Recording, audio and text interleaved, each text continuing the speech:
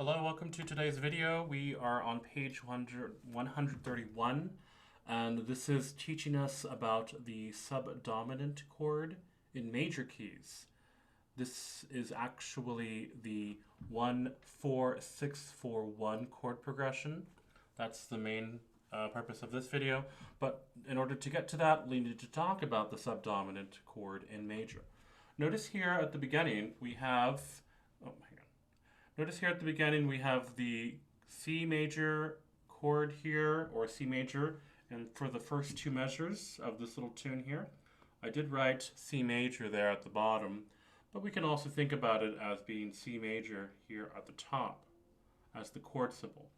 The chord, or the Roman numeral, would be 1, as you can already see. And then here we see that it's F major as the chord being spelled out F-A-C-A, and the Roman numeral is 4, capital 4. It says here that the subdominant chord is built on the 4th scale degree as shown right here. We already know about number 1, that one is called tonic. 5 is called dominant. 7, we know about that one as well. That is called the leading tone. And the 4th scale degree now, let's go ahead and erase all these other ones here. Okay, the 4th scale degree is called subdominant. Sub meaning below the dominant, below 5. Subdominant thing is 4.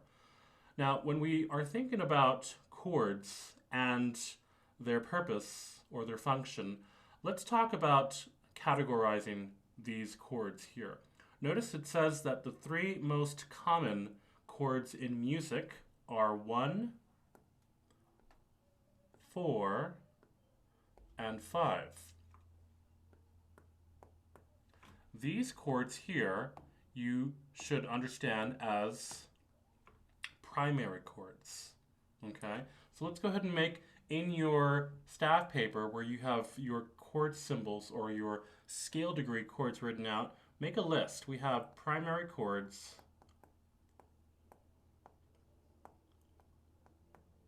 and underneath that we can say 1, 4, and then 5. On the other hand, we have what are called secondary chords. Secondary meaning not as important. Well, I guess not as important as the primary chords. Primary chords, secondary chords, and those are going to be the remainder. We have 2, 3, we also have 6, and I suppose in a way we could have 7 as well. That could also be used as a substitute for 5. Okay, so secondary chords are those ones right there. So get to know and memorize what the primary chords are, 1, 4, and 5, and secondary chords being 2, 3, 6, and 7. Okay, very good. So let's go ahead now and talk about the exercise that we learned in the past, where we would play the 1-5-6-5 chord progression. And that is, let's go ahead and just talk a little bit about that. So as you know, when we have the 1-5-6-5 chord progression, we have C major there, and then we have G7, C, and that of course we went up chromatically with both hands. And that's just a very practical and a very easy way to go from one chord to another. Instead of doing this, that's too much of a stride type of jump. But to keep it close, we just play the 5 in a second inversion or first inversion there, without the without that 5th interval right there. And that's how we do that one. But for the 4 chord or the subdominant chord, let's talk a little bit about how that works with voice leading rules and accompaniment style. So returning back to the book here, a more smooth progression from F, or excuse me, from C to F. So as you can see here at the beginning, if we were to go from F major all the way down to C major, that would be a very stride type of movement and a huge jump, not as smooth when they're both in root position. A better way to do that is to go from C major, first inversion there, or excuse me, root position, to F major in second inversion. And as you can see, the chord symbol would be F/C. And notice here that there is a common tone between these two. We have C in the bass for the F, and C as our root in C, of course. So whenever we have the 1-4-6-4-1 chord pattern, as we're going to talk about right now, the bottom note, bass, will be a common tone with the first chord, which will be the root. Okay? And so the only difference is the two notes up there, meaning the bass and the third. So not only that, let's talk about the chord symbol. It's going to be 4-6-4, and that is 6 spaces or 6 steps away from the bottom note and 4 steps away from the bottom note there, and that's just another way of reading fingered bass. Okay, so what we're going to do is we're going to go ahead and learn the chord pattern here for 1-4-6-4. Let's go ahead and get started with that right now, okay?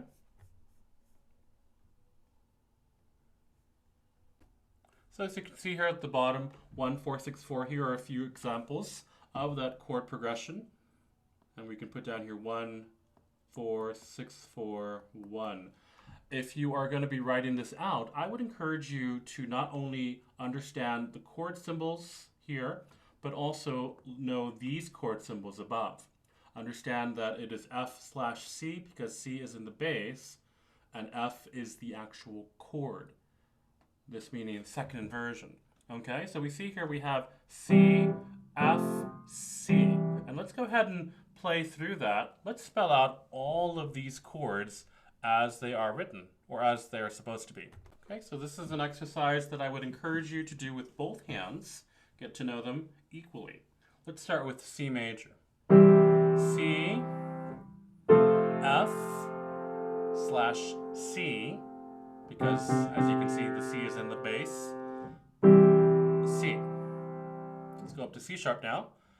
C sharp, F sharp, C sharp. Okay. F sharp being in second inversion. This is 5-4-6-4 or F sharp/C sharp. C sharp. Now D major. Now in order to play this exercise, you have to understand what the 4 of each scale degree is. For D major, the 4, what you can do is whenever you're playing a chord, just touch whichever note is under finger number 4, and that happens to be the 4th scale degree. How exciting is that? And as you can see, I'm touching G, so that's my chord, that's my 4. So we're going to go from D major to G to D. Now we're going to go ahead and say D sharp first. Excuse me. And we have this one here, D sharp, which will be A sharp, D sharp. Another thing we can also say is E flat, A flat, E flat. Next is E, and we know that the 4 is going to be A, E. Always make sure to know how to play this in second inversion. F, we know that already. Finger number 4 is going to be touching B flat. There's our second inversion. Very good. Let's move up. We have here F sharp. What is the 4 of F sharp? It's B. And that's in the second inversion right there, B to F sharp. Or G flat. And what do we have there? G flat. G flat's going to be C flat. excuse me. And now, G major. We know that the 4 is right there on C. To G. Very good. Next, moving on, G sharp. And then we know when we go up from G sharp, the 4 is going to be C sharp right there. C sharp right there, second inversion. Good. Or also A flat,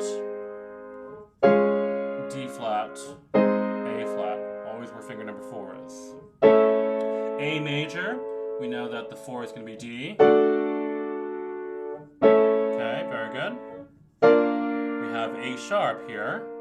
Now one thing we want to also understand, and I know we're talking about this quite late in the demonstration here, is in order to understand what the inversion is going to be, or where we're supposed to go from this root first, this first chord, is take a look at the chord. Hang on, let's talk about this for just a moment, please.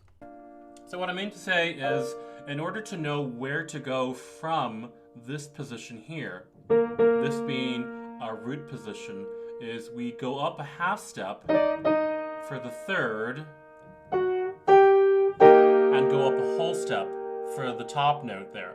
And that will bring us to our new chord here. And so as you can see, we started from A sharp, and from A sharp we had E sharp. Not E sharp. What is this? A, C, E. That's E sharp. That's going to be D sharp. And then back to A sharp, or also B flat. And the 4 of B flat is E flat in second inversion. Next. B major. Let's try that again. Once again, moving up a half step, moving up a whole step. B major brings us to this chord right here. We can see that's E major. Back to B, and then of course we bring it back to C. So practice this exercise every day. Get to know the chords in their scale degrees. Remember, finger number 4 is touching what the 4 is going to be, and the 4 that you're going to go to. In order to understand how to go to second inversion from the root position there, is move up a half step and a whole step, and there you are. Okay, so let's practice that every day. If you'd like, you can play it broken. Most definitely play it blocked. Okay, so thank you very much for working on this with me today. We'll see you at next lesson.